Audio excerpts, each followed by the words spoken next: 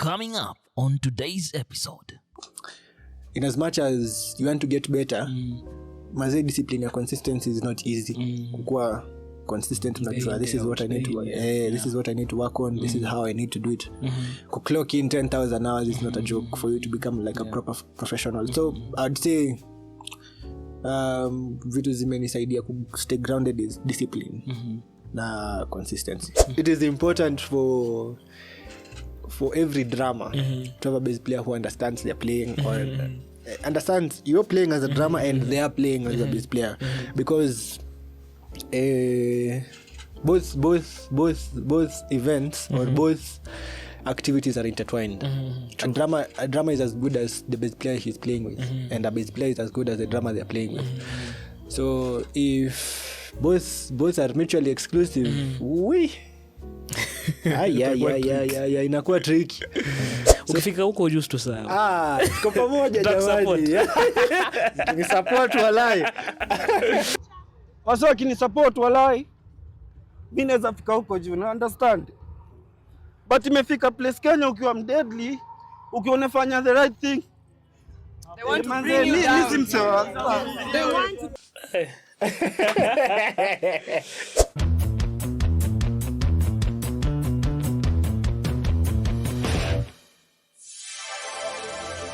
Watumishi Podcast.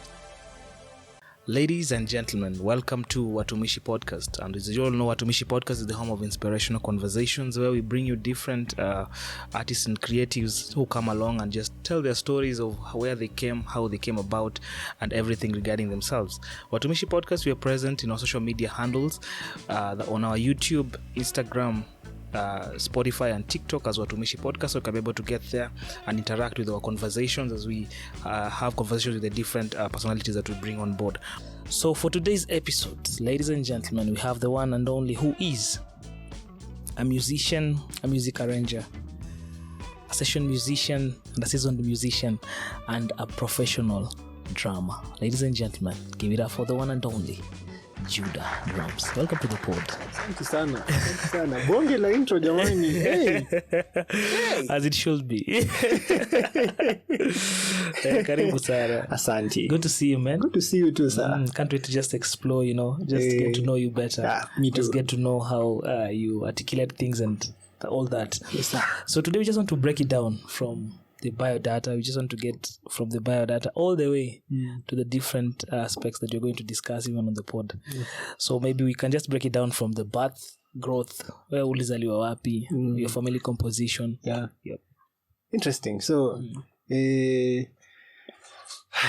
was born in Nairobi. Hey. Ni funny sana hii story. Nimesikia watu wengi wakisema Pumwani Hospital. So that is where I was born. Pumwani Hospital. Most of my life I've grown up in Kayole. That was from birth close to 2009. Then the things zikaanza ku shift. So Pumwani Hospital. Then from there things just started shaping off.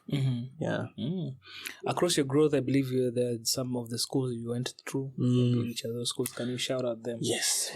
Ndio watu wakumbuke. Kumbe ule juu. Kwa mtoto wa mchungaji ni interesting. I'm a pastor's kid. So part of that means you're constantly moving. So nikiwa mdogo nilienda there's a school that was in Kayole, sijui kama iko because it's been a while since I went back there. Kunaitwa Crisco Academy. Huko nilifanya nursery, pre-units, then nikaingia a school called Kayole 1. Kwa iko kwa DC if I remember right. Nikaenda Kayole 1, then kutoka hapo then we moved. Tulihamia Ruai. So and that was class 1.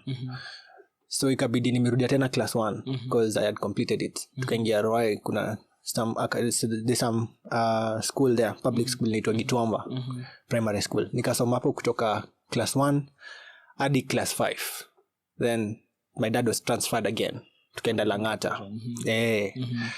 So in Langata we stayed for a whole year and I attended Uru Gardens primary school. Then we moved again. Tukamia Embakasi.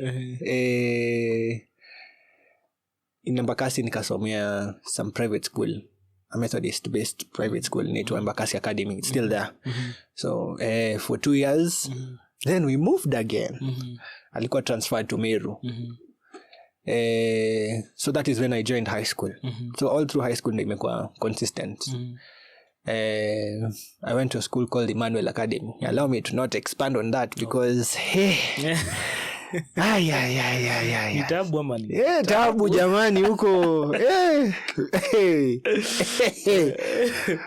So that is where I went to my high school. Nikamaliza. Then nika join Machakos University. I did telecommunications engineering. Nimemaliza. I'm graduating in November this year. Congratulations. Asante. Haijakuwa rahisi jamani kufika hapo. Imekuwa mkono wa Mungu literally. Awesome. Yes. Maybe your family structure, composition, how many are you? How many siblings do you have? All right. Hey. Now, as of now, I have one sibling and my mother. My dad passed on in 2019 because of cancer. Oh, sorry. So, as of now, it's just 3 of us. Oh, okay. So, me and a younger brother, who is also a drummer. Check out for that guy. Kijana hatari sana. Awesome indeed. Yes. And maybe, as pertaining to your family, maybe, was there anyone who was in the musical space? So, my dad doubled down as a preacher and also a singer. Alikuwa naimba. My mom also sings, even actively right now, but wimbo nini, mostly it's just choir kind of music. So I think, or wacha kufikiria, it is my dad who got me into that music space. Sababu kuna age, sijui kama Gen Z wanajua kitu inaitwa CD. Unatokea ka CD hapa kasample. Mimi kama Gen Z naongea kama mtu mzee lakini that is basically it. So my dad used to sing, my mom also still sings, and now my brother got into so you know a musical family. Somewhat. Maybe as you're growing up, yes. I believe there are music that you used to listen to in the background, maybe that you used to know, like, hey, dada mama kuja alikuwa anakanga muziki fulani. Maybe what music was that at that time? My dad had a vast bank of genres of music he used to listen to, but well, mostly ni gospel. Mchungaji huwezi sikiza kitu hiyo. Sikiza hip hop kwa nini? So my dad used to listen to a lot of black gospel music. So a lot of Fred Hammond, Kirk Franklin, na hiyo time Donnie McClurkin. Well, this is not black gospel, but Women of Faith, Darlene Zech, Michael W. Smith, Don Moen, Ron Kenoli. That is the kind of music I grew up listening to. And up until 2009, ndio akatu introduce to Spirit of Praise, now South African music, gospel music. And that is what got me into playing drums. Nilianza na Spirit of Praise Volume 3. Yes, Volume 3. That is where I started. With metallic plates. Kana panga sahani za chuma na vijiko. imagine to date sijajua jina ya drama on that record. Alikuwa kwa volume 3 na 4. Nimemtafuta jamani. Si mpati lakini yeye ndio alininspire kwanza. Maybe across your study levels, at what point did now music intrigue you in terms of now you being a drummer? At what point of growth? Was it in your primary stage? Was it in your high school stage? Was it in your kutoka hiyo age ya kutumia metallic plates imekuwa tu ni an upward trajectory. So ni primary nikiwa class 3. That is when ilianza kupanda, then kufika class 6, class 7. My dad got me my first ever gig. Kulikuwa na church flani kwa Komarok Methodist Church. So aliambiana I have a drummer in the house who is very good. So fanyeni hivi, if you want him you have to come get him and make sure he's back and you will also pay him. So Saturday nashangaa van imenikujia kwetu. Unapelekwa rehearsal na van mzima. Mungu utaniua na baraka. So that then nikalipwa hiyo gig nilipwa pesa ngapi? 1500. Alafu nafika kwa nyumba hivi, fungua bahasha, umepewa nini? Toa tithes. Toa tithes. Unakosa aje kutoa tithes? In this family with tithes. Toa tithes. Katoa tithes. Hii ilikuwa 150 shillings. 10%. Pesa mingi sana. Pesa ingine yote. Najua nilifanya nini? Nikaenda nikatafuta headphones za Beats by Dre. Karibu pesa yote hapo. Yes. Wow, awesome, amazing. Yes. Wow. And maybe of course as you grew up there was growth and there was focus in terms of now this what you've established to do. Yeah. And generally I believe as you've grown up there are things that you've collected and there are things that you've known are mandatory in terms of your growth. Yeah. And maybe what are those things that maybe you've seen through as you grew that have been mandatory and have kept you grounded in terms of just expertising your niche and just growing in it? I think the primary thing for me has been discipline. I'm probably not the most disciplined musician. Najua watu wako disciplined hapa nje. But that has gotten me the far that I am right now. Siko mbali sana lakini imenisaidia sana. Also I am fully self-taught. All that I know right now ni kuona, ujaribu hadi ikubali. So imekuwa a bit of consistency. Sababu pia in as much as you want to get better, maze discipline ya consistency is not easy. Kukua consistent unajua this is what I need to this is what I need to work on, this is how I need to do it. Clock in 10,000 hours is not a joke for you to become like a proper professional. So I'd say vitu zimenisaidia ku stay grounded is discipline na consistency.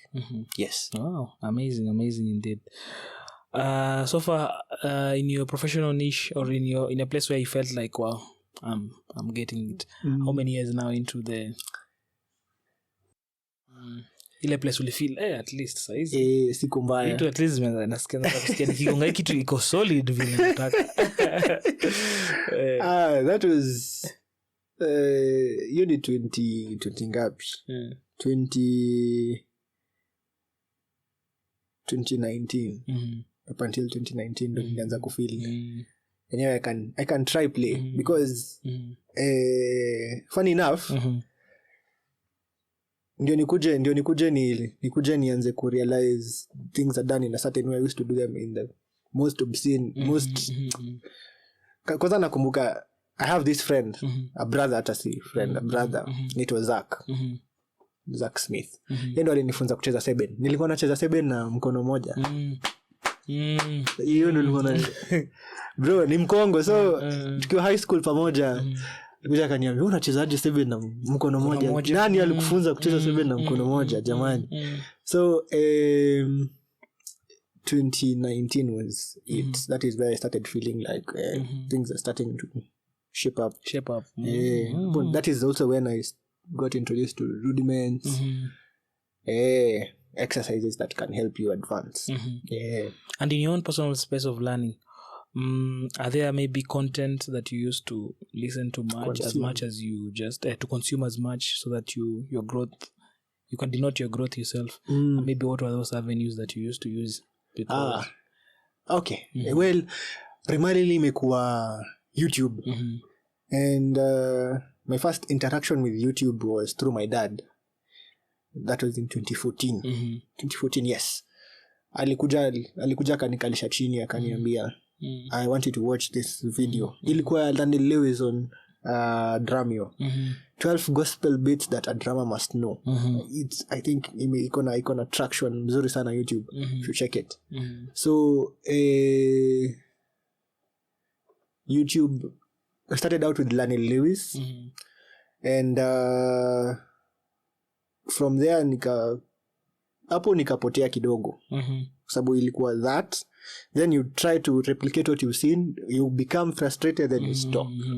So up until 2017, that is after we moved now to Meru, and I met a very good friend of mine, anaitwa Dennis Mongera. Dennis Mongera introduced me to Amani Baya. Kulikuwa na a very funny video ya Amani Baya on YouTube. Alikuwa na this green kit, na hiyo quality ya video ilikuwa mbovu, lakini ile kuwekelea alikuwa nawekelea, ilikuwa 7 video. I think you've seen it, maybe, I'm not sure. But akakuja akaniambia one day, unajua drama anaitwa Amani Baya? Kaambia hapana, let me show you. Akanionyesha a couple of videos. So from there ndo nikaanza kudiscover the OGs right now wa Kenya, the likes of Amani SD, Matthew, Rabala, Joji, who else? Kakuja kuinteract na Christian Kibamba. I also got to from there ndo nikaanza kudiscover now the American dramas. That was my first interaction with an American drama. Ilikuwa a proper American drama. Well, other than Lane Lewis, ilikuwa, was it Eric Moore? Yes, it was Eric. It was Eric Moore. Ilikuwa PASIC 17, Percussive Arts Society Incorporated. Aliplay solo flani. Yo kit ni legendary. So there's that. Then from there ndio sasa ukaanza kudiscover kina CJ Thompson, Tony Taylor. Yes. So, I think from there ndio sasa ndio kuanza kudiverge in terms of just gaining skills from different sets. Oh, awesome indeed. So I can say those are basically the musical influences that maybe nurtured you. Uko majua wajui, but in real sense they have done indeed an impact in you. Awesome indeed. Maybe what are some of the compulsory exercises that you do or you did while just trying to solidify your tone and everything that were a mandatory? They were a must to do, whether you liked it or you didn't, for you just to be able to gain that strength and everything. What were those?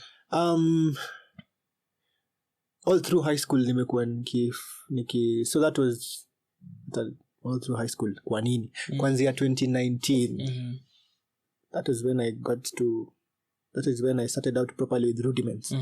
So I used to play a lot of double stroke rolls on my blanket. Tulikuwa tunajua setup ya high school inakuanga ni double decker beds, 3.5. Hata ikiwa 3.5 ni kama mko na privilege sana. So ilikuwa I sleep chini alafu zako the top bed. So I used to fold my blanket vizuri naeta. We used to have drums in high school. Na mimi ndo nilikuwa nacheza drums. So kama I'm not playing kwa chapel, nilikuwa kwa dorms tu, nimekunja blanketi, playing double stroke roll. So that is what helped me kidogo. Then nikaingia into paradiddles, of course, and stroke rolls, so 6 strokes, 5 stroke roll, the double stroke based rudiments. Hizo ndo zimenisaidia up until I discovered the triplet, 3 notes on each hand, or 3 notes subdivided. Okay, ukisubdivide ni ukiangalia triplet, kuna triple stroke na kuna triplet. So triplets, so that is, I think triplet ndo imenisaidia kudiscover my, or build my tone as a drummer. I play a lot of triplet based fills and chops. Yes. Na yote msa ukiwa shule ukifanya hivyo, siku na wasa walikuwa wanakuangalia wanasema umse anafanya nini? Umse hii nini anafanya hapa? Bro, kwanza unajua high school nilikuwa funny enough. High school nilikuwa nimesomea deep in the heart of Kajiado. So mimi tukiongea story high school nikwambia it's a very touchy subject. Nimesomea deep in the heart of Kajiado. So huko ni wa Masai, like proper Masai. So unapata huko the only form of music they know is a good PSR 343 na umeka beats, na karibu half of the keys on the lower octaves are dead kwa sababu ni kazi ni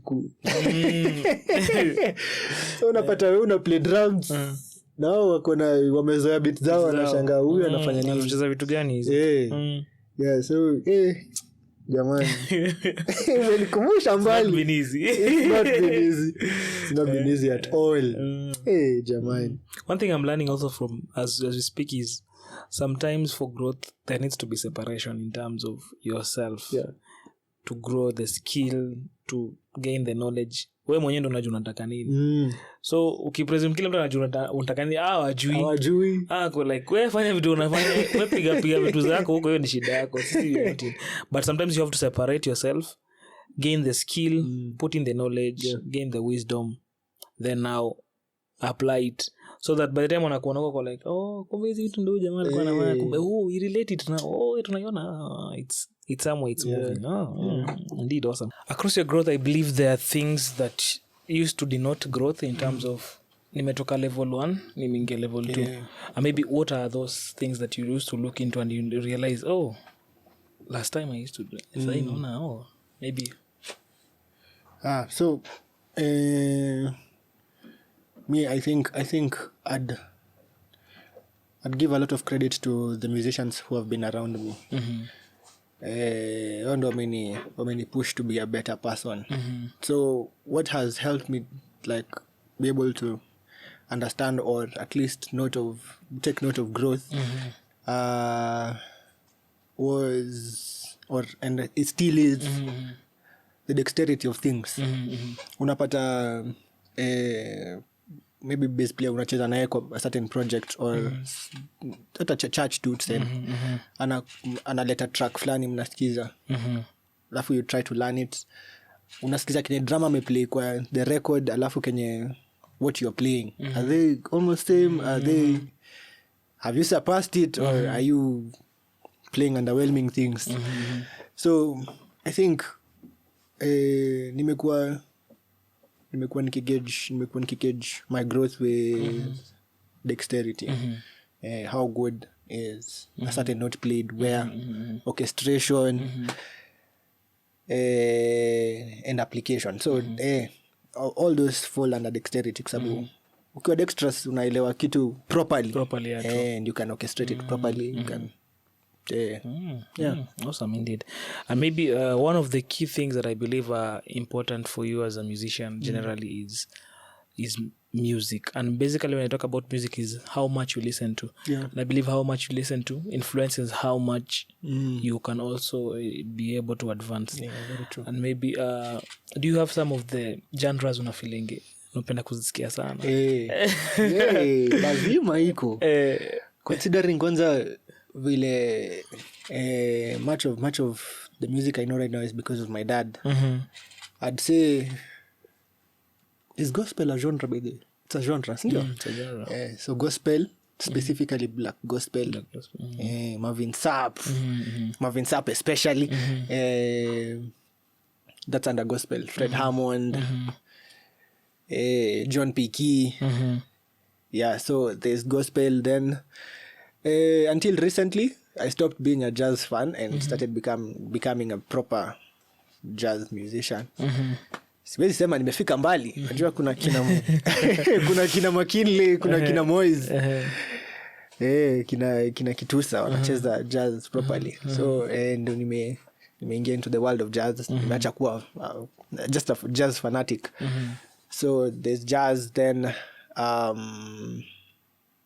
R&B, mostly because of American dramas. Ukisikiza R&B artists from America playing live, my goodness. Then hip hop, there's also progressive rock. Ikona kina there's a group called Animals as Leaders. The drummer is called Matt Gasker. Hiyo ni JB alini-introduce to JB Wahinga. Then there's blues. I didn't sikuwa ifikiria nitakuwa fan wa blues. Up until I had to play a blues gig. na hakuna content. Ile tu nakumbuka blues ni shuffle, swing kidogo 6/8. So blues, then what else? African jazz. Junajua hiyo ni it's slightly different from like the proper jazz. What else? What other style of music do I listen to a lot? Rock kidogo. Because of a drummer called Luke Holland. I don't remember the rest. Hizo ndo nasikizanga primarily. And reggae. Wow. Ndasawaje reggae jamani. Kwanza reggae, I listen to a lot of reggae throughout COVID. Hiyo ndio ilinisaidia sana na gospel music and reggae. So those are the styles of music I listen to a lot. Awesome. Yes. Maybe how do you approach your role in supporting a song in terms of the groove, dynamics and feel? Maybe what do you feel, what is your take on a drummer in terms of just maybe supporting a song? Should they first just adapt to the groove before putting the dynamics and the different feels that they think should be in place? Yes. And maybe for you, what is your approach? Maybe when you just get a song, how do you go about it? The first thing that I do is listen to what every other band member is playing. Actually, that is how I learn a song. What is the aux keys playing this part? What is the bass player playing? What is the guitars doing in a certain section of a song? So unapata na hiyo imekuwa difficult for me because unapata instead of playing what the drummer played on the record, you're trying to play on top of what people played. And that is basically trying to match whatever every other band member is playing. Unapata kama kuna, and I suffer from this a lot, kama kuna a certain very catchy melody, I'll try to play that, to match the catchiness, because that's how I've learned to like break down music. So my approach has been listening to others a lot. What are they playing and what should be done? But mtu amenisaidia ku also not deviate from that, but get another approach is a friend of mine called Ami. Ni Bro Alpha, wonderful bass player. Yeye amenisaidia kuelewa as a drummer, other than just listening to others, you should also listen to yourself, and what other drummers are playing, because it is also important for me as a bass player, and tuweze kulock in pamoja. So yeah, that has been it. And I believe in your growth there are challenges, struggles that you've had to go through in terms of just getting to where you are. Maybe for someone who is viewing us, maybe is wondering, hey, Judah, before afike hapa, maybe it can be an encouragement to him or her. Maybe akoko home anashanga, hizi ni nini na face peke yangu, ama pia wasenye wako huku nje wali face the same problem. Maybe you can just be able to elaborate some of them, in terms of you, maybe what were the challenges that you faced, and how when were you able to overcome such challenges? Well, my challenges began nikiwa mdogo. Sababu unaona, I told you about vile I got introduced to Spirit of Praise, kanza na metallic plates. So I don't want to say my parent was wrong for not, getting me a drum set at that time. Mambo ya Mungu huwezi jua. So kulikuwa na hiyo, having to do that with metallic plates and doing that for a long time. Ndio tukapata opportunity ya kumove again to Langata. That is when I got to interact with a real drum kit. And when I did, kuna siku moja tu nilikuwa na after nimeonyeshwa video ya Lanny Lewis, 12 gospel drum beats that every gospel drummer should know. Nikaenda kujaribu one fateful Saturday. Then I played through drum head ya Flotom ikapasuka. Na hizi ni zile kanisa zenye wanakuanga na church admins. Unapata church admin anakuambia haya umepasua. Usikaribia hii drum kit tena. Nyingine. Nisikupate. Funzo kwako. Iwe funzo kwako na wenye wako na tabia kama zako. Sasa hiyo ilinikwaza. Nikaenda kuambia mzee, nimeambiwa nicheze drum tena. Kaniambia usijali, let me go talk to the superintendent minister. In the structure Methodist Church, superintendent minister, other ministers. So akaenda kumuongelesha akamwambia, ongea na admin, kijana anajifunza kucheza drum. Haiwezi kuwa ana ubaya. Haiwezi kuwa itaisha tu hivi. Then I got ndio akamuongelesha, then I got back to playing. Then so my next hurdle was gia mbaya. Ushaicheza drum unapata una play tom hivi na kuacha inaenda inaanguka. Ama umeplay snare na resonant head ni mbovu ama imekaa sana. Inapasuka and you have to play through the event. So there's that. And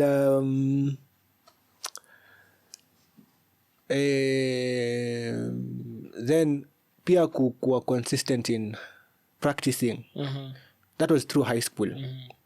Sababu kulikuwa na drum kit ndio na ilikuwa na, I was very close to it, but pia up until I knew what I should practice, sikuwa najua what exactly I should practice. So unapata ukiingia kwa practice session unaenda kuchita ile groove unajua. So hapo hakuna growth, una register.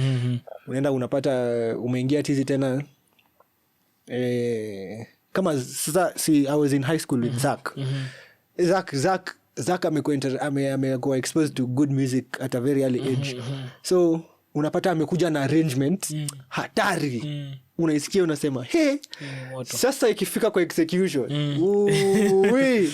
una execute kwa akili lakini kwa ground haisongi. So kwa hapo, and I told you I'm a very self-aware person. So unapata amekupeva arrangement alafu unajiuliza sasa what am I good for? I can't execute this arrangement. This is what he wants me to do. So that was another hurdle. Then another one was which is something I'm still facing right now. Ni kustruggle na what next. And hata with what next kuna pia what to do now. You know what you should be doing on a daily basis. Kama drummers unafaa ku practice rudiments on a daily basis because having good hands and feet is important. Yeah, true. But unapata unaifanya a month, 2 months, 3 months, the same routine inakuwa unachoka. Ibambi sababu umeplay rudiments zote 40 in a span of a month or 2 months. Ushachoka. So unapata unajiuliza what should I do next? So that is also another hurdle that I'm trying to get out of. Na imekuwa interesting because unapata you meet these people who orchestrate these things differently. So unapata energy ya kupractice melody, but generally those are the hurdles I faced. Quite awesome. So I think people can be able to just learn and understand process lazima ifuatwe. It takes time, but it is the process that makes progress. And maybe is there a genre that took you, maybe was a bit challenging in terms of just solidifying that specific genre? And maybe which one was it? Labda mnashare wengi huku nje wengi, kila mtu anajiuliza hii genre ni mimi peke yangu na face the challenge ama tuko wengi?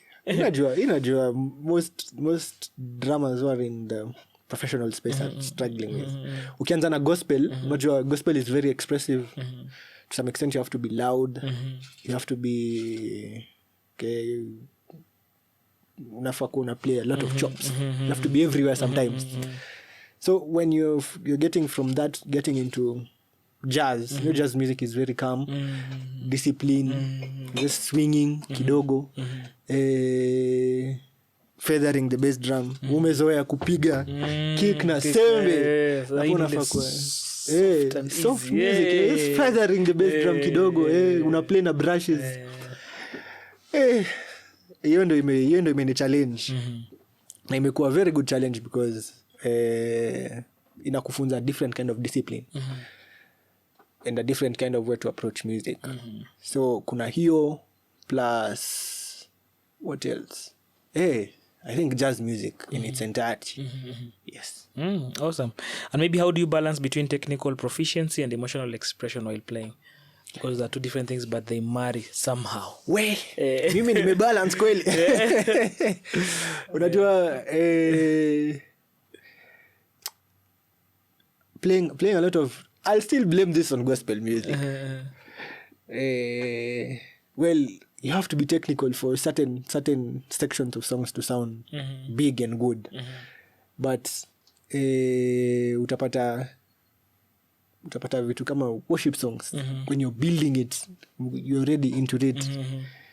You just feel like this is a different space you're in. So unapata sometimes execute technicalities inakuwa difficult because you already excited, must in it. So unapata we strike a balance is quite hard, but we try. So a balance between technical proficiency and emotional expression. Usijifungie in terms of how you want to play it, but at the same time you also maintaining like nisikuwa too much excited nianze overplay ni miss the point. So nimepata nikistruggle nayo kwa sababu there's an artist, there's a Pakistani artist who wanted there's a studio version of her song that she wanted it to be in jazz music, and I was just getting into that. So unapata I'd play a lot of notes in swing. I just play the regular one. Unapata to make matters worse, she is a perfectionist. So lazima Kenya nataka you do it. Iko hivyo. So I'm still learning the balance between technical proficiency and emotional expression. Awesome. So umekuwa Pakistan? I wish. Umekuwa Pakistan? I wish. Passport imejaa ama tunaweza. Jamani hata passport yenyewe sijachukua. And to your sentiment, maybe what are the fundamental concepts in drumming that you feel most drummers either overlook or underestimate during their point of growth? Either wana overlook wana kitu si lazima, ama wanaifanya kidogo si lazima tufanye, but at the end of the day it's one of the key mandatory things that they need to do, despite it will be boring, haita bamba, but you have to do it for you to be able to solidify. Yes, I think for me something that I still struggle with, and I should have just tackled it at my formative years, is limb independence. I wish drummers were getting into the space where to introduced to that, because ukiwa na limb independence itakusaidia. Unapata the grooves that need you to keep the hi-hat going, keep a different groove going. But kama umekuwa ukiplay for long now, you what limb independence is, and then you get into now limb independence, inakuwa itakusumbua kwa sababu you have to unlearn some certain behaviors and relearn. Kwa sababu so mimi nilikwambia mimi niko self taught. So unapata ukiona break down any groove, you break it down based on what you hear. So you might not play it as it should be played. So na kama vile nilikuwa nakwambia sasa nilikuwa nacheza na mkono mmoja alafu a lot of the ghost notes I play with my left hand. So now that was technically wrong. So I'd wish for beginner drummers focus on the core fundamentals, rudiments, independence of your limbs. What else? I think those have been factors that have influenced my struggles in becoming proficient. Amazing. Maybe is there a moment that you had to unlearn something in order for you to draw as a drummer? Yes, up until now. Still on limb independence because right now I'm getting into jazz. Basically swinging, playing with brushes. So inamaanisha limb independence has to be tight. Yeah, true. So hiyo ndo nimestruggle nayo sana. Plus dynamics. Dynamics the songs. Unapata it'll take time to understand that this is how you should build a worship song. You get to this certain section, you just play cymbals peke yake, you just swell it before a song really starts. These are the patterns you're supposed to play. So I think pia hiyo nime struggle nayo, but sahi I'm at a good place, but it can get better. But so yeah, dynamics and what I said. Yes. And is there a manuscript for learning dynamics? Because I believe sijui kama kuna masterpiece and tunaweza tumia ama songs do the masterpiece for someone to just be able to understand like this is what at this point this is what this song is calling for you to do. At this point this song is calling you to just be silent. At this point this song is calling you to bro, mimi naweza sema bootcamp ya kulearn dynamics is playing in church. Sababu unapata mmeplay worship song imeenda alafu nafika pale anataka atulie. So you have to learn to also relax. I think playing in church and gospel music, but pia sidhani unaweza fika place useme sasa nimeelewa dynamics naweza play through any song. But a serious bootcamp would be church music, gospel music, and playing in church. So what I'm getting also, it's a growing day in day out. Yes. Hapa pale unaipata tu with time.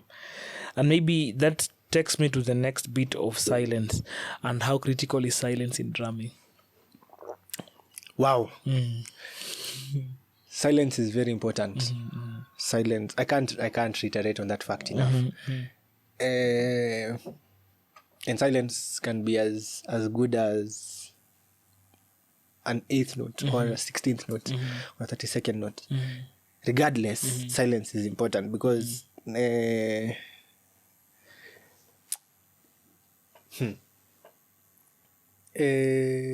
silence can be I think it can be the distinction between a very smooth part and a very taitaje, a very built, very emotionally immersed, especially for gospel music. Unajua interact nayo sana, unajua kama there's this very for people who listen to transformation music a lot, transformation worship music, there's this certain leak that Tony Taylor and Matt Ramsey live playing, unapata akiwa na build a worship song, he's just playing basically 8th note patterns on the kick, then ata play a sudden stop but it's very small, then patterns kick zina switch to a faster rate of notes, faster frequency of notes. So that goes a long way to show how important silence can be. Amazing. Producer to cut. Okay. Jeni mwana mnazunguka hapa sana. Mkaniweka wasiwasi. Okay. So additionally to you playing, I believe you have bandits, you have vocalists and people who you play music along with. And maybe how does their energy affect your energy? Hey. Najua sijui kama you will make this observation with me. Mimi napenda kukua a place where I'm very free. So tutakuja tucheke, tupige story. So kama uko na energy mbaya, gigi inaweza kosa kusonga kwa sababu True. energy yako ni mbaya. Ama utapata kama uko na energy mbaya, mimi nita try a lot to overcompensate for that. Sababu I am playing off of what you're playing and what you are as a person.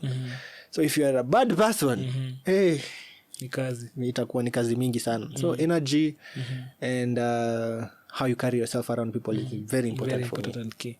And additionally, expertise in terms of how even the other people deliver really gives you the energy to also Yes. beat it. Yes. You find vocalists are nailing it.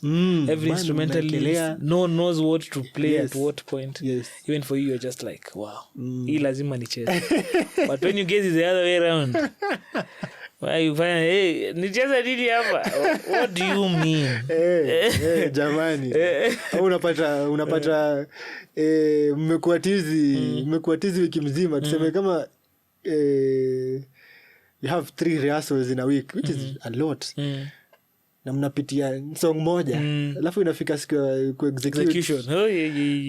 Mna miss intro. Intro inaenda. So it is very important because I get to understand that you have my back. Yeah, true. Other than even life issues, just being on stage and knowing that I can count on you to play your part. I can count on you to be proficient in your instrument because it directly affects me. Like nimesema, ukikosa kudeliver, ina have kucompensate. Na hiyo inamaanisha sometimes you have to pour from an empty cup. Yeah. Maybe how do you keep playing fresh and avoid repetitive patterns in your playing in terms of how you play with the people you play? And additionally to that, even before you answer, is how do you keep yourself fresh in terms of your content, how you deliver and everything? I think it's being in a space where or placing myself in a space where I'm constantly challenged. That means I am making sure I'm going to people's events. I am checking out content for people I love watching. Because going to people's events, we cannot reiterate on that fact enough.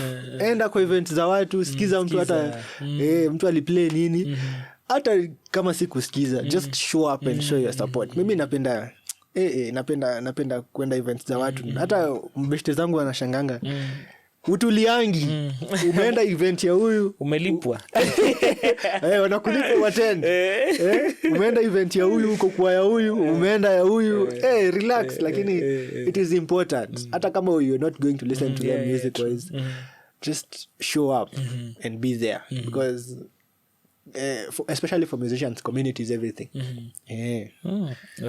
So what was the next question? How do you keep yourself fresh and avoid repetitive patterns maybe of play? I think basically it's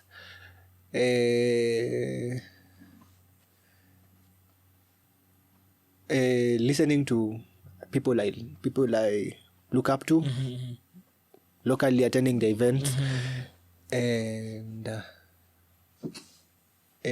trying very much to replicate what they've played. And most times it's very difficult. So unapata nime have to build very tough skin. So unapata try to play this certain shop and you can't get it, and you won't get it mpaka but you may spend almost 6 months. Imagine like 6 months you try to break down shop ya mtu. So imekuwa ni na sometimes pia doom scrolling. Watu wamekuwa wakishan doom scrolling on social media, lakini mimi bro, algorithm yangu imejaa dramas, bass players. So you'll find a lot of fresh content of just people killing it. So that has helped me stay fresh and just ready to get the next stage of my playing. Yes. Across the conversation, there's something you mentioned about bass playing and a bass player, and I believe there's always an integration between the person who is playing the drum and the bass, because most of the time maybe you exchange energies in terms of even the kicks and everything, and how you want the pattern to look like, and maybe how critical is it for someone to just for you to just have a bass player who really knows what he wants, compared to just getting a bass player who's just everywhere. Haelewi hapa si Mezibua kidogo amerusha run. Na kuelewa pia ile patu umemwachia ini yako. Tembea. Tembea nikirudi ndakwambia. Bro, it is important for every drummer to have a bass player who understands they're playing or understands you're playing as a drummer and they are playing as a bass player, because both events or both activities are intertwined. A drummer is as good as the bass player he's playing with, and a bass player is as good as the drummer they're playing with. So if both are mutually exclusive, inakuwa tricky. So for me, it's very important to have a bass player who understands what they need to do, and a bass player who is also invested in me as I'm invested in them, because chemistry is not just playing together. It's also breaking bread, spending time together, laughing together, kasirikiana sometimes, kuingia stage sometimes seti flop, lakini mna pull through. Hapo ndio chemistry is built, because chemistry is everything. Kama mko hamjagel pamoja, it's a bit tricky. Hapo nitakuwa tu ni two professionals existing in a stage pamoja. Kwa sababu kuna hizo beat za piga itishe bass touch fulani, pattern fulani nataka unipige kwa hii. Na kama sielewi as a bass player, then it becomes difficult. Msa anacheza nini? We nani? What are you playing? Director nisaidie microphone yako huko sasa. We naona kazi yako umalizia. Itabidi. Okay. What has been the biggest challenge in maintaining your sustainable career in the profession as being a professional drummer? I think being in a third world country.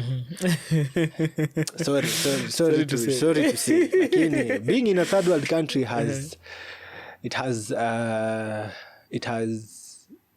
been very detrimental to my career as a drummer, because that means access to gear is hard.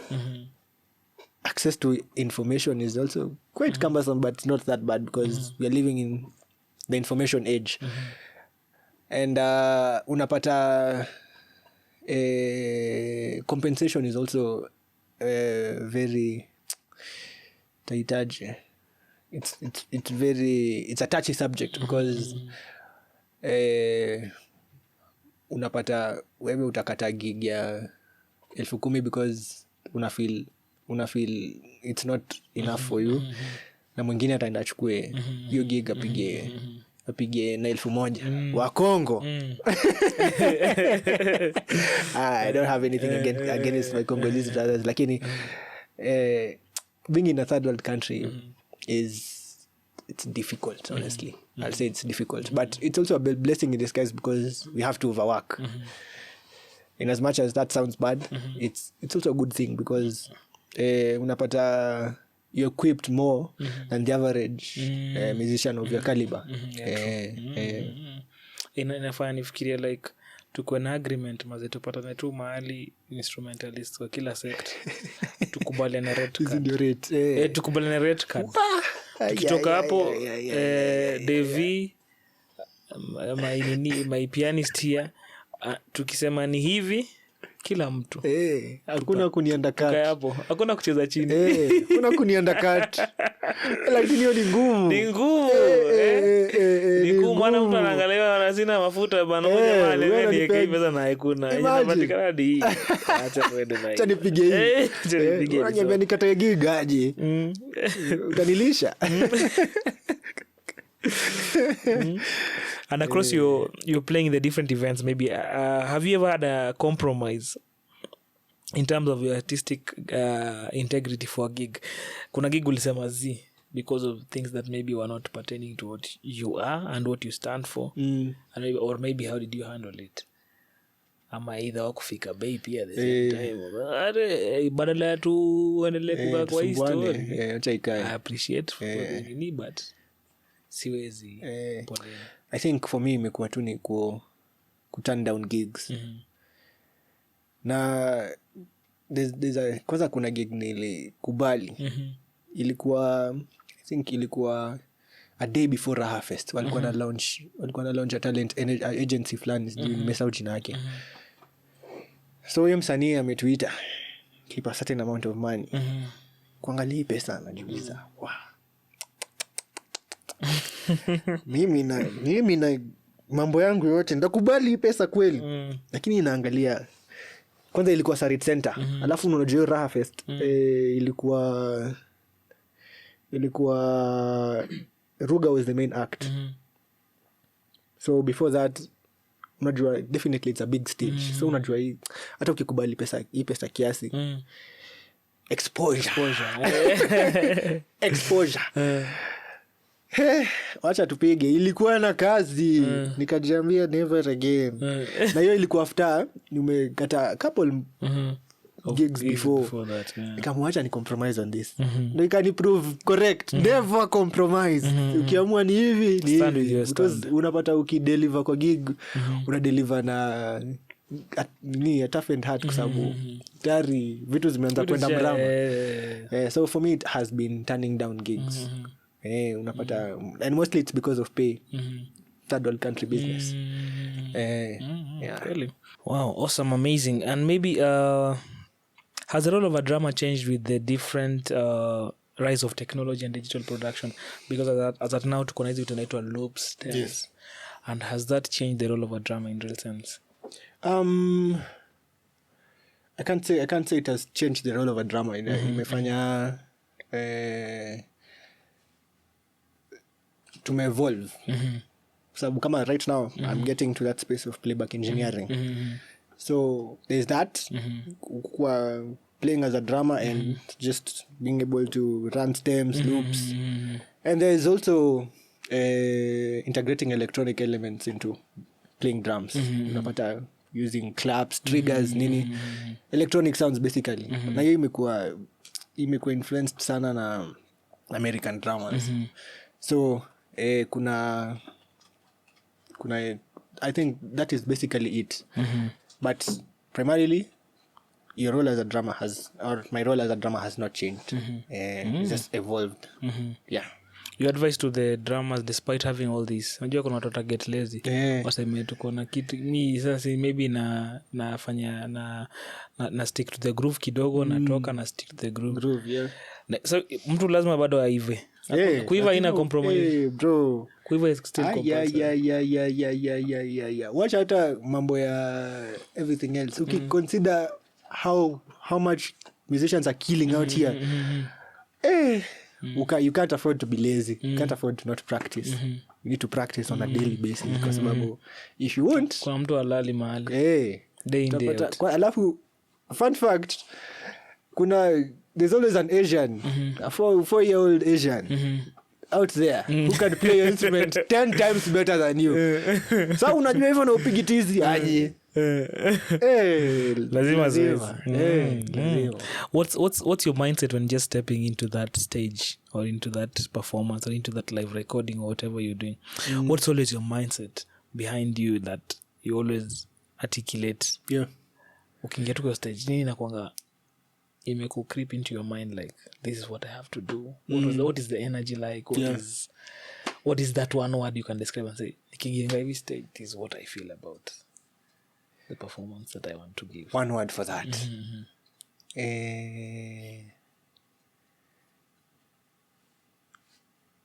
Fun.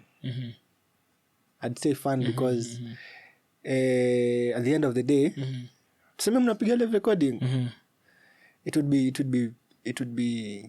funny or it would not look good.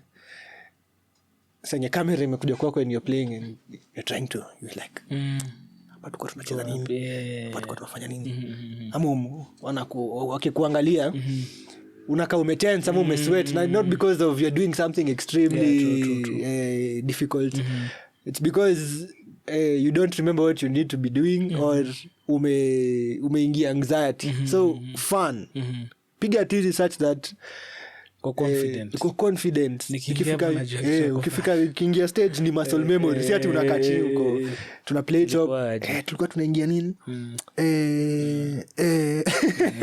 So fun. Amazing. Maybe how critical is rest for you in terms of mimi vile napenda kulala. Rest is very important. I think I know how restful I have or will be towards the execution of a project will be very important towards its success. So ukipata kama tunaenda kupiga live recording na sija rest sana itanisumbua because pia kuna utanipata niko na anxiety mob na it is deeply rooted from the fact that I've not rested. Hata si because that sijakumbuka part vizuri ama but kama sija rest fit itanisumbua. So rest is important. Very critical. And in seasons or periods when you have maybe the creative blocks and burnout, what's your go-to solution for you? Sleep. No, serious. My go-to way of getting out is talking to people, and especially people who relate to what I do, and to people who have been there. Most creatives go through that. So true.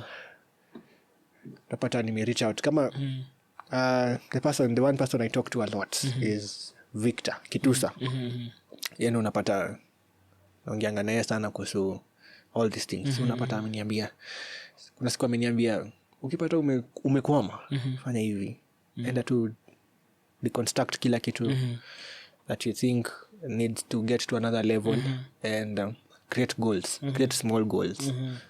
Jua this is the long-term goal and I'll use this to small goals to get to this. Unapata pia tena aliniambia sometimes your creative mind block or ukipata una struggle, all your body wants is just rest. Siku moja mbili decompress. Hata don't listen to music, just do other things. Go tembea barefoot kwako nje, go sit in the sun. These small things, as small as just ka nje uchomwe na jua, inaweza kusaidia. Maybe there's one term called success. I don't know, what does success mean to you at this stage of your career? What does success mean to you? Maybe what can you term as success in terms of the different executions that you do? Success to me is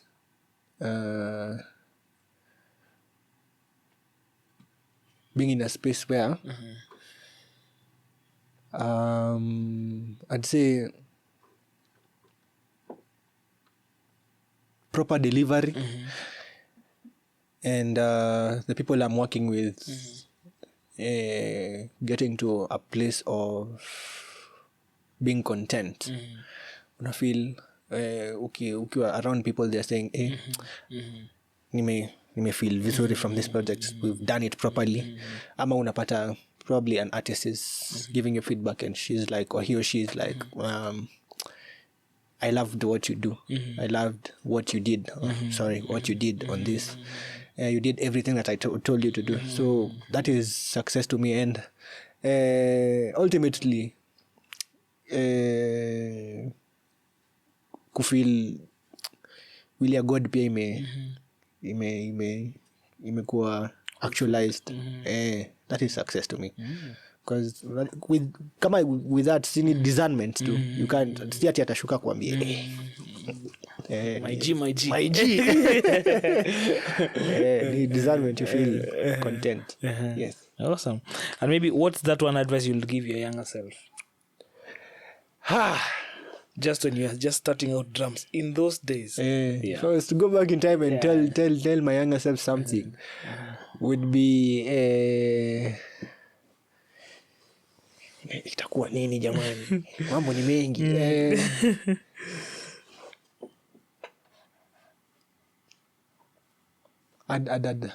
Ningemshow I work hard. Harder than I did. So yeah, work hard. Put in more work. Because it gets better. Gets better. Awesome. And maybe what's your philosophy on practice routines? What's your mode of practice? Is it scheduled? Is it random based on the events or gigs that you have? How is yours structured? Well, I use both structured, scheduled practice routines and random. Random practice routines are when sina like an upcoming project that is demanding, or kama sina project unapata nitaka maybe 2 days in a week that I've not practiced. Na wiki ingine nimepiga tizi siku zote, unapata kama nimepiga tizi mara 3 7 days a week. Na sasa kama niko na a big project coming, utapata nime schedule time. Niko na rehearsal this time, so before this I'll get this work done. Make sure nimepitia arrangements to remember what needs to be done. So it is a skewed balance of both. Okay. And I believe personal time or those spaces when you're just in your own space doing practice majorly impact the outcome in terms of how you will be able to digest things and all that. So I believe what environments really give you that space where you feel, hey, niko easy, niko free. I'm in a mindset where now I can be able just to create my own things and do my own stuff. Do they come when you're just in soul moments? Maybe do you just do your practice in a room somewhere, or do they also come when you're just jamming sometimes? You feel, oh, there's a vibe that is coming here. Maybe what environments specifically for you do they work in terms of just your personal growth? It is, I think, 2. Spending time alone in my house, just me, myself, and I, and with God, and listening to other people play. That is why I insist, go to people's events. So you get to understand or get to listen to what people are doing. Utapata probably walieka arrangement somewhere. Well, you do not know the structure of the song, but lazima your arrangement it will draw your attention. Na unapata ultimately inani inspire to work hard, because wakieka hivyo unajiuliza, ningefikiria hivyo kweli. So listening to other people play and just being by myself in my house. Awesome. And then another thing that comes up also is collaboration, and collaboration goes a greater extent in terms of bandits and vocalists and sound engineers, stage managers, and collaboration ni kitu kubwa sana. And maybe on collaboration, maybe what are the aspects you've learned over time in the different stages you've been that you've seen are critical for even every individual to just be able to denote that for you to play in these settings, these are also the few things that I need you to understand that are critical when dealing with other people. When now you're not yourself, you have to do this collaboratively. We are conjoining our minds to bring one product. So there are things that you have to lay low on. There are things that you have to let go. There are things that you have to unlearn because you're dealing with new people. I think for me, for me imekuwa just being in a space where I listen a lot. So ukipata una interact na watu, you get to know them for who they are, get to understand who they are as people. That way it becomes easy to like collaborate with them. On stage unaelewa this is their personality and this is how they like to play. So ikifika certain sections of songs unatulia, let them have that part. Or kama tuseme hata off stage and you've had an altercation, maybe mmekosana based on something, una relax, una deal na certain situation a certain way because people are different. True. So for me it's just getting to understand who people really are. Kwa sababu it is important. Kikosa kuunderstand mtu ana functionaji, kudeal na yeye inakuwa ngumu. Tricky sana. So that is my approach on collaboration. Just sitting back and listening. That has been it for me. I don't know if I've answered your question properly. Correctly. Okay. Drum tuning is critical in terms of ensuring that every beat of the drum reveals or relieves the crisp sound that it should. Maybe that's one thing I feel. I don't know if every drummer knows about how tuning is important, and maybe do they know how to tune, and maybe what can you advise this person, maybe who's just been introduced, maybe he knows how to play very well, but in terms of tuning he still has some issues in terms of ensuring there is that specific sound that should be. I heard even drums are being set even to specific keys. Educate me, master. Mimi nimekuwa with my interaction with drum videos on YouTube, I've gotten to realize how important it is to have a well-tuned kit. And with that, I've gotten to understand you can also tune drums in terms of frequencies, notes. That is just based on preference. But it is important to have good tuning skills because ultimately it also reflects on how good you sound as a professional. True. If you miss, ni kama bass player ama guitarist akicheza na guitar iko tuned, or upate pianist. Unajua pianist sometimes mnachezanga na frequencies sijui mnaitaje, but pianist but frequencies sijui frequency ama nini inafaa kwa 441 hertz, umeweka 450 huko ina sound funny.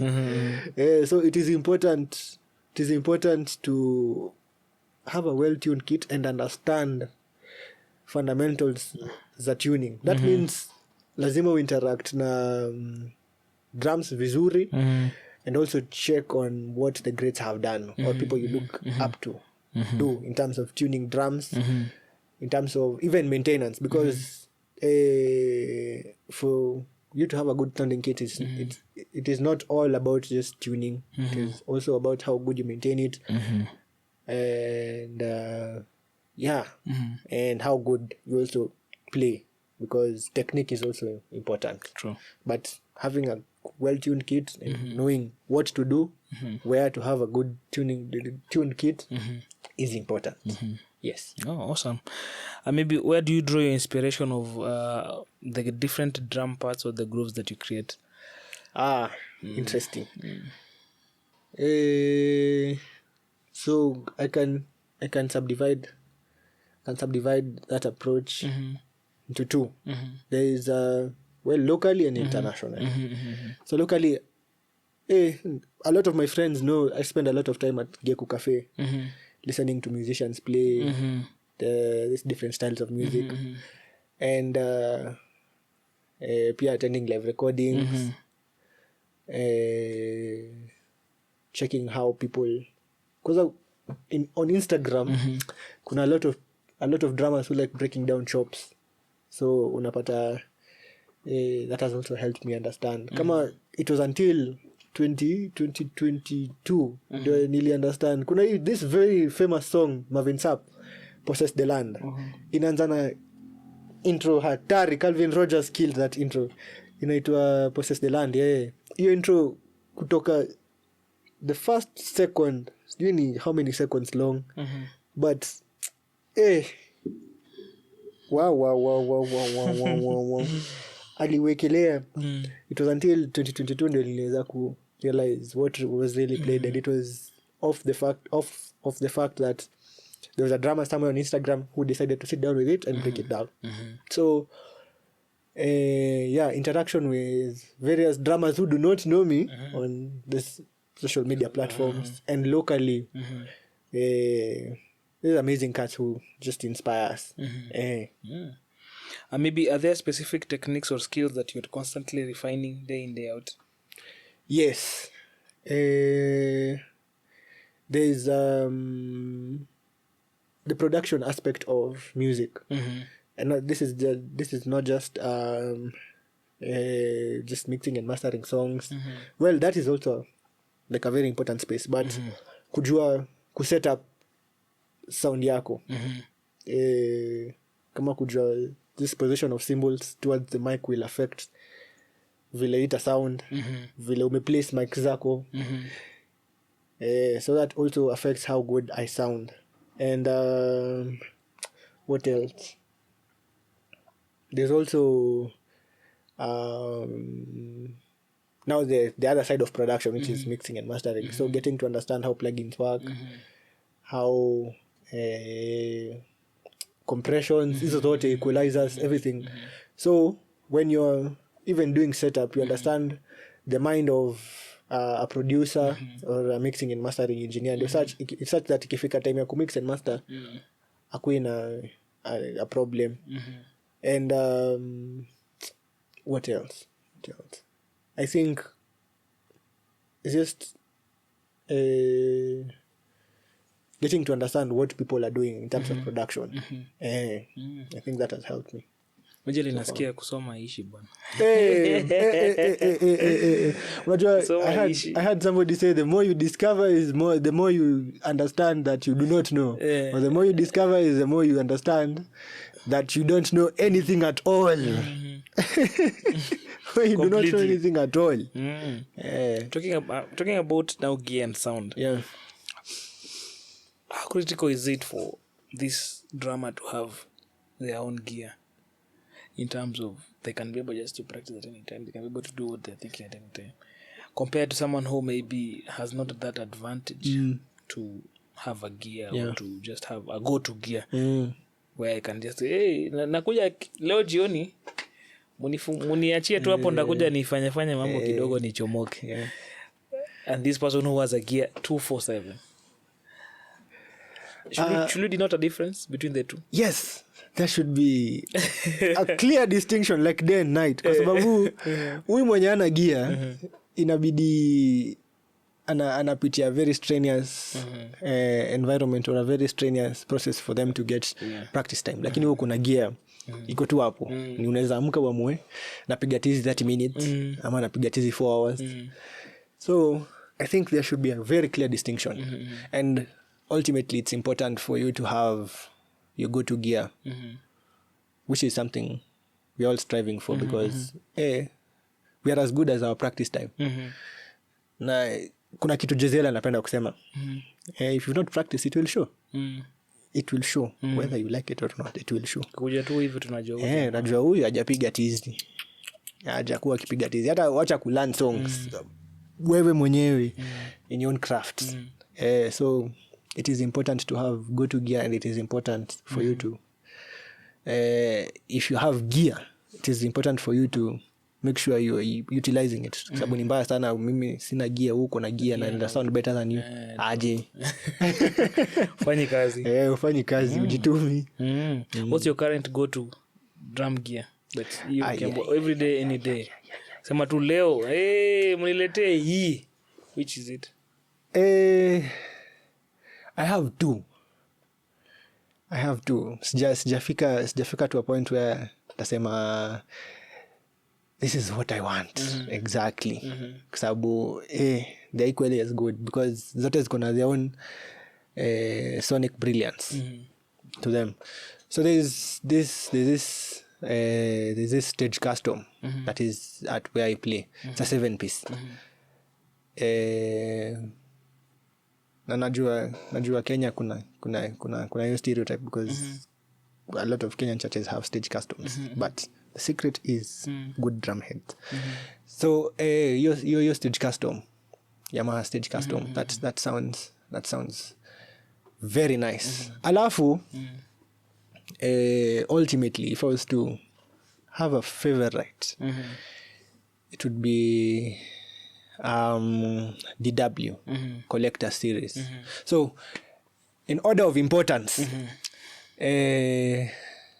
D.W. Collector Series, Cherry Mahogany specifically, either that or a maple shell, batch. Not just stage custom ziko batch, and it sounds brilliant. Then I'm not a big fan of oak. Najua alpha atanimaliza na alpha tulia. So oak pia. So there's D.W. Collector Series. Then second to that, I'd place a good Yamaha kit that ranges from stage custom to a custom, absolute maple, PHX to a custom, all those. So zote kwanzia nimeona hadi kuna kit fulani kukanivo inaitwa beach custom So Yamaha second to that. Then third and the final one is a Tama. Najua loko wakiona hii atakata tamaa kwa sababu nimeweka kiti yake first choice number 3. Tama would be my third option. Tama Star Classic or kuna hii Superstar iko Valley Road. Yo wakieka heads poa na sounding fiti. So Superstar, Star Classic, pia very underrated drum kit from Tama is the Tama Hyperdrive. Hyperdrive pia ina sound fiti. Iconic soko na iconic audiovisual. It's a very famous kit around Nairobi. So those will be my first 3 choices. Go to gear. And Sabian cymbals, Alpha. Alpha pendi Sabian cymbals. Anasema unatumia Sabian cymbals kwa nini? Sabian cymbals. X ama HHX. Yes. Oh, awesome. And maybe how much do you tweak your sound performing with different artists? Because I know that you might have been on stage with this artist who has a different kind of vibe in terms of his sound. Mwingine akam. So how do you balance, or there's a way just say maybe huyu ni mtu hata kingi mambo moja afu huyu sasa ni ule wa go all out, twende runs the flow. Well, ultimately inakuanga ku understand what you really need to bring to the table in terms of a project. So if you understand what you really need to do, the sound the kind of sound you have to do or you have to bring, from there you can decide maybe I'll have an aux snare that is a 14 by 6.5 or a 14 by 7, or I'd have a cranked up aluminium snare ya 7 umefinya head yote hadi mwisho. Or unapata up until recently, by then I had to get into a session where I had to channel, or at a channel I had to record cinematic music, and that is interesting and difficult because able tell me any musician in Kenya who has done or has produced a cinematic music that has been done live. So inataka kuelewa what is needed for this particular sound to be delivered, and that means you have to spend a lot of time researching, get to understand these styles of music need these certain types of sound. So it's me tweaking any particular sound to fit any particular genre or style of music that an artist wants is or has solely been based on how much I've done research and what that project has required. Yeah. Also, across the journey and growth, I believe there is either one or more pivotal moments that you've had in your career so far. Maybe what are some of the pivotal moments that you've had that have upped your game or have raised or have opened up you to spaces where you're like, awesome. Yes, but, for me, nimekuwa in a space where I am constantly learning. Because see, I'm self-taught. So that means most of the time you find yourself learning on the job. So pivotal moments for me have been where you discover that this is what you need to do and you've not prepared adequately for you to deliver. So basically it's been interactions with moments that need me to deliver and I've not been up to task. Na imekuwa numerous number of times. Kama my first ever interaction with a drum pad.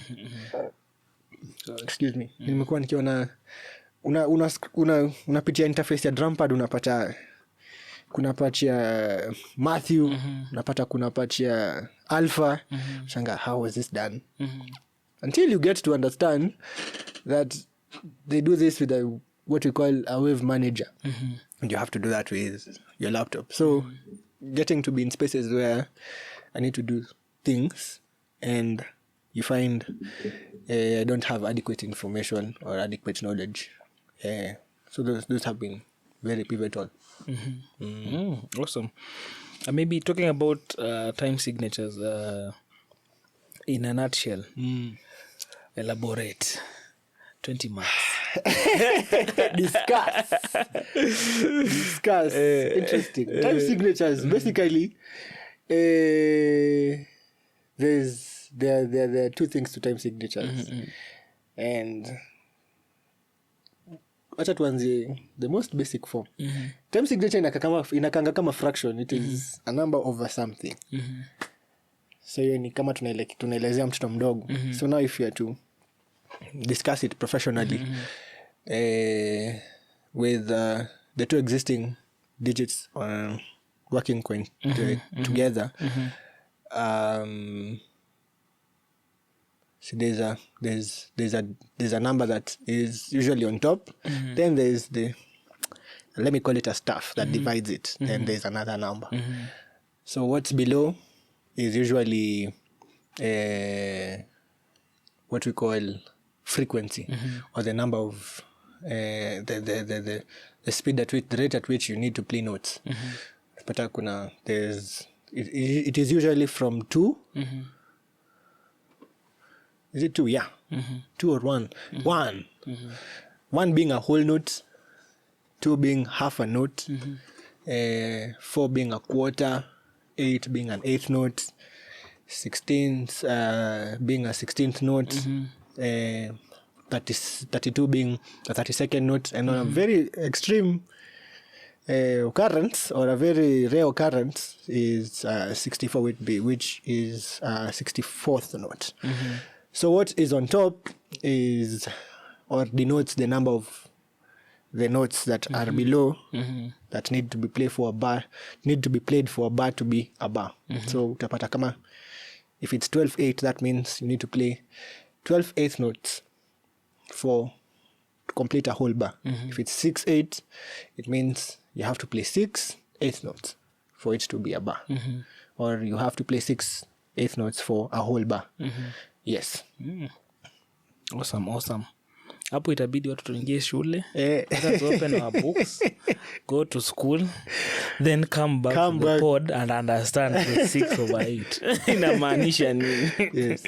But we are together on this. Awesome. So are we expecting one of these fine days to just have a Judah Drums event, just coming to listen to Judah Drums only as he rolls away with the different sets of Yeah. In the near future, yes. But not very soon. Because I am right now I'm in that space where I'm still establishing myself. So kama umenotice sijui kama usimona vile Moise amekuwa kiran a long run. And Moise has been in the industry for a while. And I'm not saying that you have to follow a person's path for you to discover yours. But nimeona based on what they've done that for them to accomplish what they've accomplished, they've had to do or have had to make a lot of networks and relationships, build strong relationships with their fellow musicians. And that is what I am doing right now. So excuse me, in the near future, yes. But as of right now, wacha tuendelee kubuild relationships na kina Garvillo ndo tukiwaita events. Bio. Mimi sikujui mkuje mbio Bio sisi ni watu ambao reputation inafaa iko imeanza kupanda. Watu wajajua. Na tukishi podcast tunakimbia ukitwita hivi. Tunakimbia. Yes sir. We had even to cancel some of the cast's flights here. They were supposed to head somewhere. Especially this one. I know they're not singing, but this one. Tell him, cut. Tutakana tuende hii show. And travel kesho bana. So also, as you're talking, I've also heard you're a music arranger. Yeah. Because of when you've told me about cinematic nikajua. There are pieces of arrangement. Maybe when did you grow into music arrangement, or which year do you remember you grew into music arrangement? Hey, mimi najua I think it was 2021 when I joined campus. I joined campus in 2021. Ikoni nimezeka aje jamani. So 2021 is when I started getting to that space. And it was thanks to Nikera. Nikera got me into that space, and I got into that space through starting out as a playback engineer. I'm still on that journey. Sijafika place nasema niko accomplished like the way Nick is. Nick ni mnoma. Nakumbuka alikuwa anapeana pack ya loops, ilikuwa na loop 6 na a bank of custom made sounds. Na alikuwa anapeana punch. Mimi alinipea free. Niambia bro chukua hii. I reached out at that time nikamwambia I'd love to but I do not have the money. So akamwa let me bless you with it. So hadi wa leo natumianga hizo sound. So that is how I got into starting to arrange because I think playback is a good or a very integral part of arranging. Yeah, true. So the space I am in right now is we just started learning a melodic instrument to be able to translate Oh yeah. Arrangements. Si ati na waimbia certain arrangement. Translate hapana. Hapa utaplay flat 5. So I am on the journey to learn or get basic information with melodic instruments, specifically keys. You're learning the keys. Awesome. I am trying to learn keys to be able to arrange. Not speaking of vocals. Tulia. Naona ukikuja kwa hii vocals utatusumbua. I cannot sing to save my life. Hey, I'm like, hey, what up? Ukajua vile siwezi imba ku save maisha yangu. Mimi huku ndani naona watu wanashtuka. Hey, what is happening? Are we starting another concert?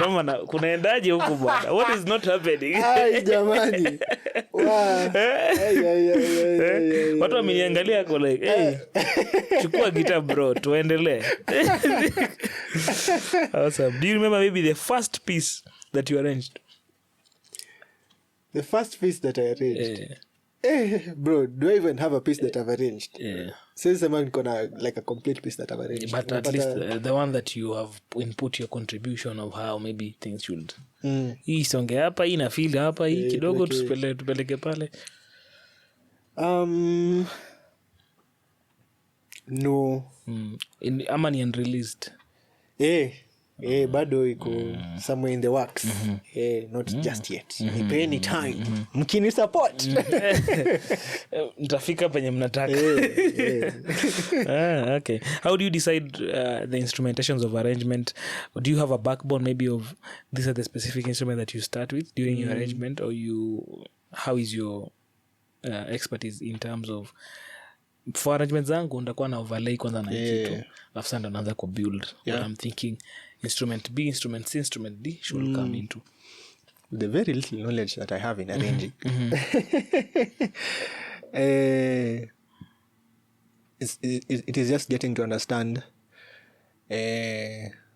what the artist needs and what the song needs.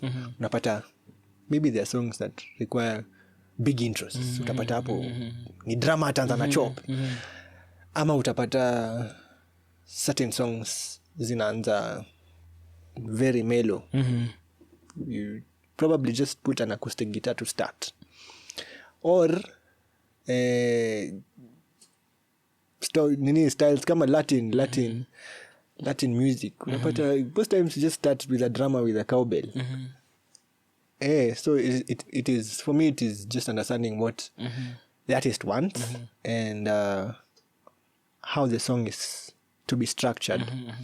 So that way, I'll be able to know this is generally the mood for the song, or this is what the artist is saying in the song.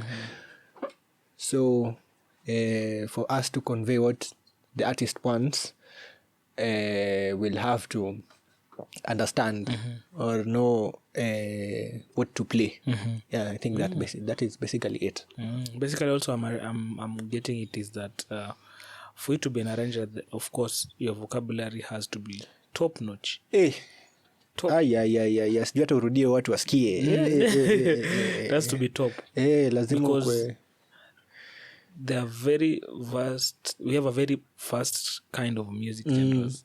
So it means you can't say you're an arranger and you're arranging one specific genre. You have to cut across every genre. Diverse. You have to be diverse. And then know what, in terms of the market, what does this type of genre call for? Listening to more, what brings this kind of music attractive in this kind of nature. Amazing. And maybe you've mentioned about playback engineering, and maybe I'm just interested and intrigued of what are the softwares or the DAWs, the digital audio workstations that you use while arranging.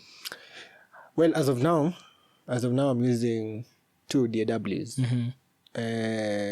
For live performances, I use Ableton Live, and I've also just started out mixing and mastering. So for that I'm using Cubase, and it was inspired by a guy on Instagram called Mixed by Mark. He's very famous. I mean, makes very good songs, very big songs. So those two, Cubase 14 and Ableton. Yes, those are the DAWs that I use currently. Across your learning and growth, what are those critical things that you found an arranger should really put work in before even getting into that space of arranging music? Yes. First of all, one thing that I've heard about, you said about, is that you are learning melodic instrument. That brings me to the point that instrumentation is key and important. Very. You need to at least have an instrument where you can be able to denote your ideas, break them down, have the lyrics test, and see even how they are sounding. That is basically, you need to have a knowledge of either instrument. Additionally to that, maybe what are the additional skills, key points or attributes that you feel this person who wants to be an arranger needs to have to get into this space of arrangement? I think it would be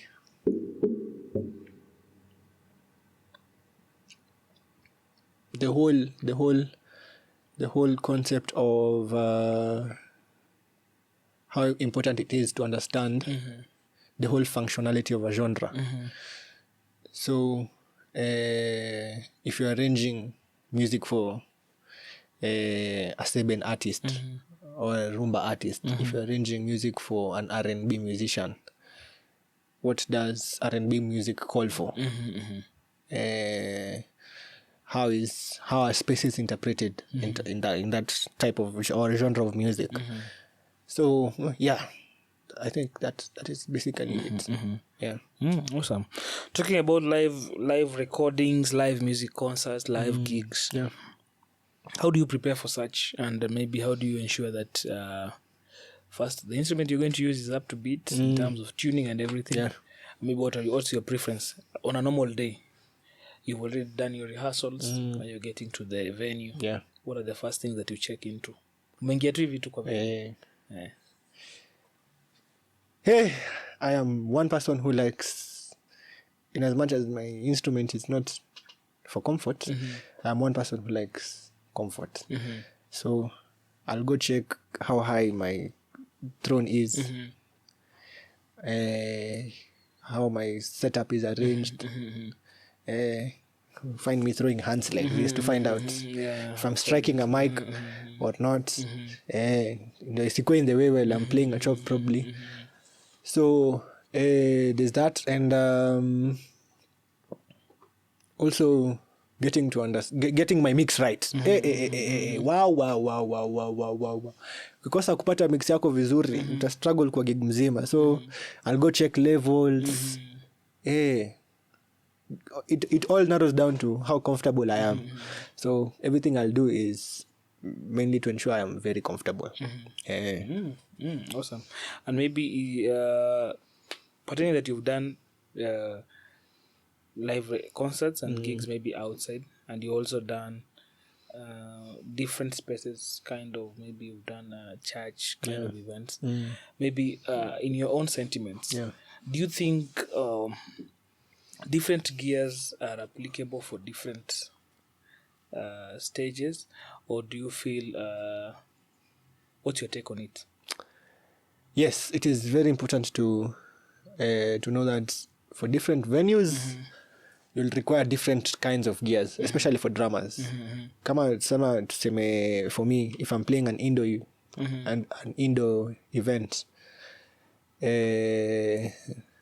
I'd prefer using either a maple kit or a bash kit, because they're not very loud.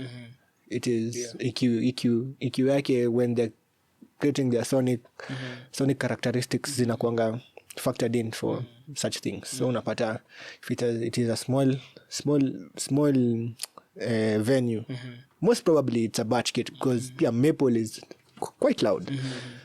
And if I am doing an outdoor gig, I'd prefer using a drum kit that has oak shells and an oak kind of drum kit, or a kit with oak wood, because naturally oak is very loud. Alafu cymbals for small venues. Najua pia this alpha will come for me, but bro, believe me, for small venues you require small cymbals. For big venues you require big cymbals. Najua atakuja kunimaliza ati you can get fast crashes, big crashes that are fast, but mi najua nikifanya small venues, small cymbals, big venues, big cymbals. That is how it works for me. Awesome. Have you had a challenging encounter while performing or while in those live recording? And maybe what was it? Yeah. That reminds me. Kuna this recording we did at Valley Road.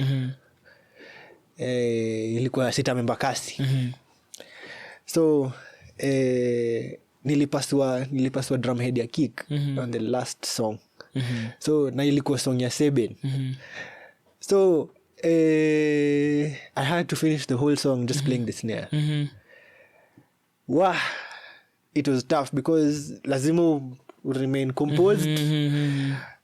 That is very funny because the whole essence of playing Seben music is kick and snare. Yes. Kick and snare. So imagine having to get through a Seben song, set of the song, without a kick.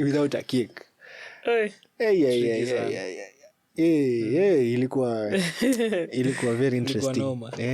Na pia kumekuwa na event, they brought me very bad cymbals. So nimeshinda hiyo event kuna hizi symbols zinaitwa manual HCS. I hate those symbols. Uwe unapiga symbol hivi na kuangalia tu. Or for you to get good sound from it, you have to hit it hard. And that automatically means you have to dig in through a stick. So unapata sticks zako kama mimi, I'm not a heavy hitter. I use 5As. Unapata if you do that constantly, sticks zako zita last for long. And that's technically bad for business because see, I buy my own sticks. Yeah, true. Technically it's not good. So bad symbols. Alafu sometimes unapata mnatumia, you have an in-ear monitoring system, and the way to do your own in-ear monitoring is by a body pack. So that means your front of house engineer or your stage engineer is doing your mix. Sasa ukipata mtu mwenye hakupendi mix yako ni matope, una struggle gig mzima. So those have been my very bad interactions.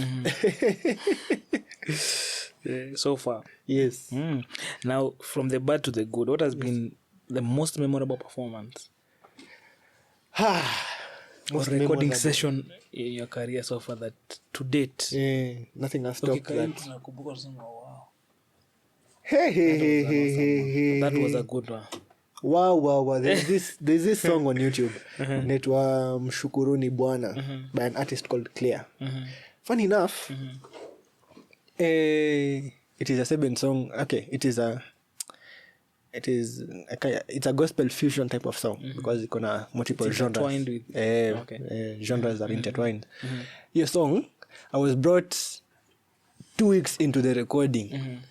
Now, you're 2 weeks into the recording, rehearsals were on Sunday only. So tulipiga tizi Sunday ya kwanza nikitry to get structure, alafu Sunday ya pili, alafu that week tuka record. Nilifanya song ngapi? Song 2. But comparing to how it sounded, na tizi tulikuwa tumetizi just twice. That was, I think, well, nyinyi ndio mtatuambia. By the way, you stream that song.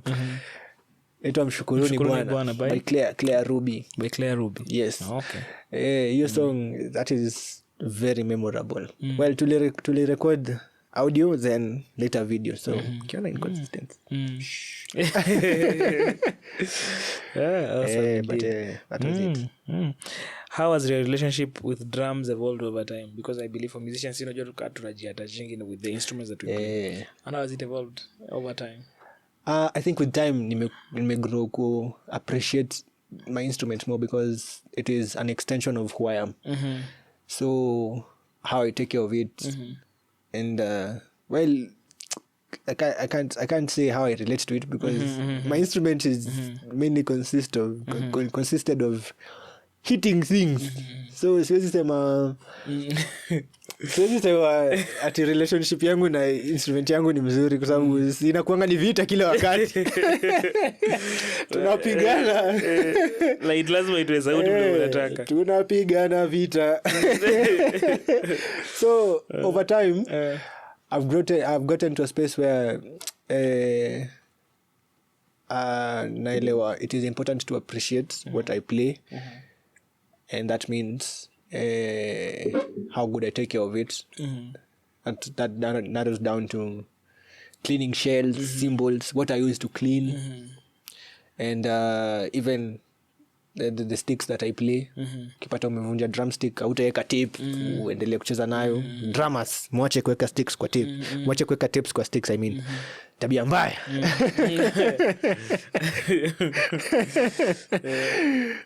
Tuchukue na set. Mkwe mnanunua sticks in bulk. Zikivunjika unaachana nayo. Sababu it affects how the kit sounds.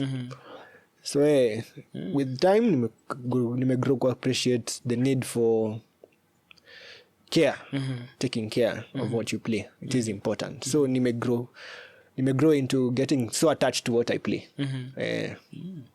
Awesome. And maybe additionally, is there a style or setting that you haven't played yet but you love to explore?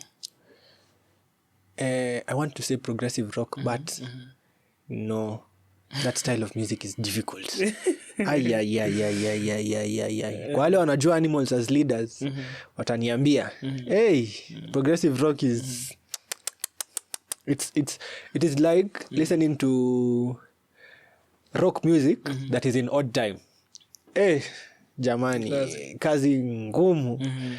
So if there was a style I'd want to get into that I've not gotten into yet, it would be Latin music. Well, I have played a bit salsa, samba, boleros, hizo. But I'd want to get into it properly. Niweze kusound drama naitwa kama drama naitwa Juan Carlito Mendoza. A Cuban drama, I think. Cuban and Mexican, I think. But that drama is good. So Latin music. Looking back, is there that one lesson that you've learned in the music space, or specifically in drumming, that it has taught you the hard way? One lesson that you had to learn the hard way. Where? One lesson that I've learned the hard way is still on independence. Mimi my limbs jamani. Yo nimehave to learn the hard way kwa sababu unapata kuna grooves unacheza that are very complex, and you still need to add a few things and that require your limbs to be independent of each other. Unapata that becomes very difficult because you've not gotten to that space yet. So you may have to learn the hard way. Limb independence. Yes. Awesome. When as we're about to wind up, how do you deal with stage fright? Stage fright. Watu wanadilivi na stage fright kweli. Aje. Kwanza mimi when nikiwa na stage fright mikono yangu sweat. So I think for me, being a very outgoing person, I have two ways. Na the first one will sound very corny. Kuna sijui kama mnakumbuka kulikuwa na this animation ya football. Nimesahau inaitwaje. Ilikuwa na character anaitwa Shakes. Super Strikers. Yes, Super Strikers. Intro yake ilikuwa inaanzaga na do something 50,000 fans screaming and the whistle sounding. I use that as a pep talk. Nakanga chini nakaa chini najambia 50,000 fans screaming and the whistle sounding. Nimesahau the previous part. I don't know for some reason why nimesahau, but nakanga chini naanza kujencourage nayo. Inaweza uningi funny, but it just helps me to relax. And just sitting by myself and spending time alone by myself, considering I spend a lot of time around people. So those two help me. And then what do you have a current favorite song that just plays on your discography, like back to back kila wakati? Back to back. I know it changes with time. I know it changes even with minutes or seconds. It can change now, but currently what is that one song that really catches your attention? I have three songs. So kuna naenda mbele kina Su na Steve Su Washira. Kwanza nikikumbuka outro hiyo song jamani Steve there's that. There's an album that is very old, not that old though, near Todd Galbraith, inaitwa Decrease. Until recently is when I discovered that CJ Thompson played on that album. That is when I started streaming it. So there's a song called Lord You're Good and How Great. Kwa sababu nime-interact na hiyo arrangement ya How Great before, but it was a drummer playing a cover. Sipo ijua ni version ya Todd Galbraith. So that, and Nizamishe by Joanna Name. That song is heavy. That song is heavy. So those three are my discography. Awesome indeed. Given a blank check. Okay, given a paid vacation for a full week, and you told Judah Drums, you have this is your ticket, and we have 2 more tickets for you.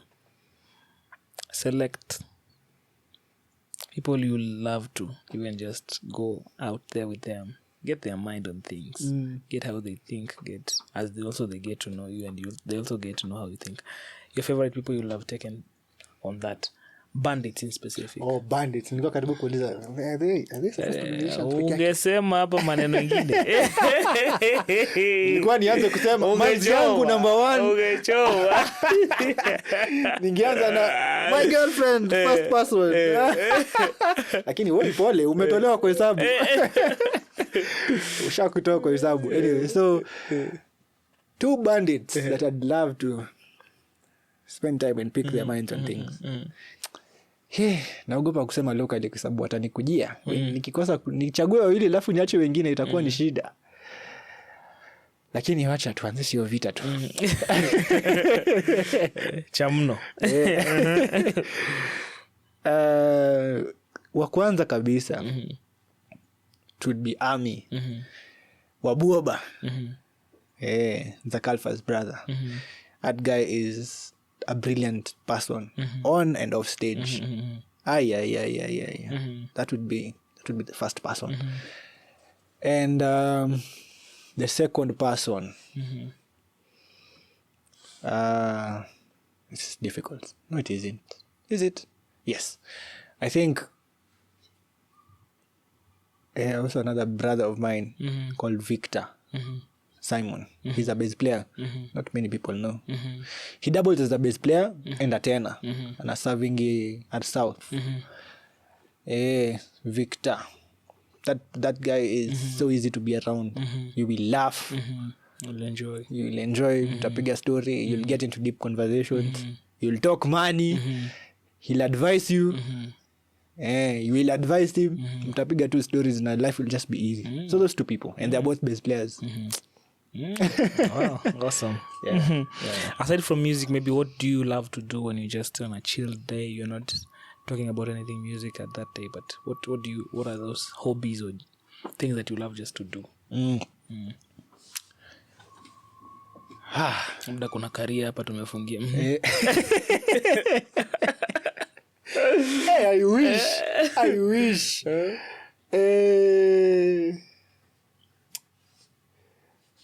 One thing I think I have 2. I love walking. You know, walking helps me think a lot. Just walking, going, walking. Tembea tu sijui kama sijui naenda wapi but natembea. Okay. And I picked that from my dad. Excuse me. And I also love watching movies, series, to be specific. Comedy, action, drama, but drama is the Real Housewives of Real Housewives of Kentucky. Drama. So watching movies, talking. Walking. Well, pia talking kidogo, but walking. Those 2. Awesome. Maybe where can people check out your current work, your tour dates, your projects? Tour dates. Amen to that prayer. Majorly it's on Instagram. And recently I joined TikTok. And I also opened a YouTube channel. So on Instagram it's __ dot Judah Wambua drums _ on TikTok the same, and on YouTube it is Judah Wambua drums. Yes. Subscribe, awesome. Like, comment, share. As it should be. Subscribe, like, comment, share. Yes. You know, share the content. Usiogope kupeana content. Share kitu, share mtu mwingine apate, ashare, to share kitu support walai. What's your final advice to musicians in general? What is that one word from Judah that you wish every musician should just listen in? Sai kwanza nini zimeni gas, they need to listen in to this this one final message that you're going to give them here. Coming from a gospel space, I think just make sure your relationship with God is right. Make sure your relationship with God is right, especially for church musicians, because you're in a constant space of ministering to people, and you can't take people to where you've not been. So make sure your relationship with God is right. Yeah, that would be it. Awesome. Relationship with God. Awesome. Important. Make sure your relationship with God is right. Hey, amenifanya hata mimi acha sana nipeana hata mimi word. I was studying the book of is it Leviticus? It's Leviticus or Exodus. Somewhere by there's a guy by the name Bezalel. Bezalel was skilled or was gifted by God to have the skill to build. And there are things I picked out from that story about gifts. First of all, God gave him the Spirit. That is the Holy Spirit, the Spirit of God. Additionally, he needed to have a skill for God to bless that. Yes. Another point was he needed to have knowledge on that skill so that you know what you're building to. And then lastly, he needed to have wisdom. Yes. On how to engage the skill. At which stages are you saying, right? At which stages are you saying? At least nimetoka umenijenga jamani. So those were the key points I needed to learn. So if you have a gift, of course you need to have a skill, you need to have knowledge, you need to have wisdom, and above all, you need to have the Spirit of God to help you maneuver in that skill. Wow, awesome. Hiyo ni profound. Sadaka pale namba yangu ni ile. Thank you very much. Pochi la biashara. So until next time, ladies and gentlemen, by the way, we have to give you your flowers. You're doing an amazing job out here. Keep on inspiring, keep on impacting the souls of many and many and many and many. Maze. We can't wait to see you as we see you grow in different levels. Maze. Ukifika huko just to serve. Tuko pamoja jamani. Ni support walai. Wow, awesome. Maze, thank you so much. We appreciate you, Jude the Drums, for being in the building at Watumishi Podcast. We can't have even you to say many, but I really appreciate to more collaborations, to more growth on all of us and our channels and everything that we do. So ladies and gentlemen, thank you for your time. It has been Garvillo Music all the way from Watumishi Podcast and the one and only Jude the Drums. Yes, sir. Kudos. Peace.